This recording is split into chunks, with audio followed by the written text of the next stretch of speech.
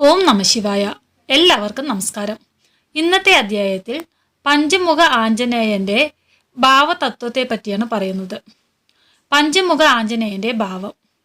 ഇന്ത്യയൊട്ടാകെ ഹനുമാൻ, മാരുതി, ബജ്രംഗ് ബാലി എന്നിങ്ങനെ നിരവധി പേരുകളിൽ ആഞ്ജനേയനെ ആരാധിക്കുന്നു. ഇപ്പോൾ പലയിടത്തും പഞ്ചമുഖ ആഞ്ജനേയ പ്രതിഷ്ഠ നടക്കുന്നു. ഈ പഞ്ചമുഖത്തിന്റെ തത്വം എന്താണെന്നോ പഞ്ചമുഖ ആഞ്ജനേയന്റെ ഉദ്ഭവം എന്താണെന്നും നമുക്ക് മനസ്സിലാക്കാം.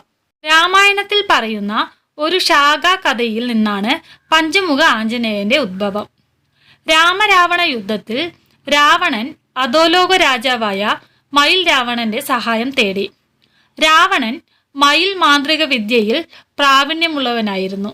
ഇതറിഞ്ഞ വിഭീഷണൻ ഹനുമാനോട് എന്താണ് സംഭവിച്ചതെന്ന് പറയുകയും രാമൻ ലക്ഷ്മണനെ സംരക്ഷിക്കണമെന്ന് പറയുകയും ചെയ്തു.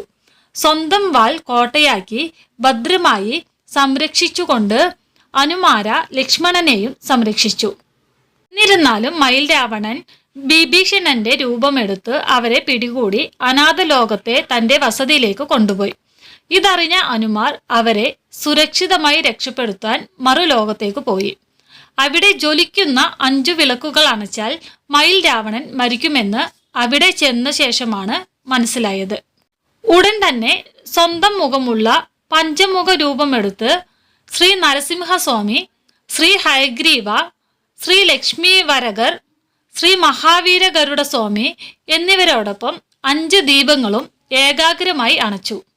ഇക്കാരണത്താൽ മാരകമായ മയിൽ രാവണൻ വധിച്ചു.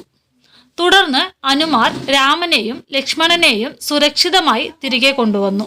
കൂടാതെ ശ്രീ രാഘവേന്ദ്ര തീർത്ഥയുടെ ആരാധനാമൂർത്തിയാണ് പഞ്ചമുഖ ആഞ്ജനേയൻ. പഞ്ചമുഖ ആഞ്ജനേയനെ ധ്യാനിച്ച സ്ഥലത്തെ പഞ്ചമുഖി എന്ന് വിളിക്കുന്നു. അവിടെ പഞ്ചമുഖ ആഞ്ജനേയനു വേണ്ടി ഒരു ക്ഷേത്രം പണിതിട്ടുണ്ട്. ജയ് ശ്രീറാം, ജയ് ശ്രീറാം, ജയ് ശ്രീറാം.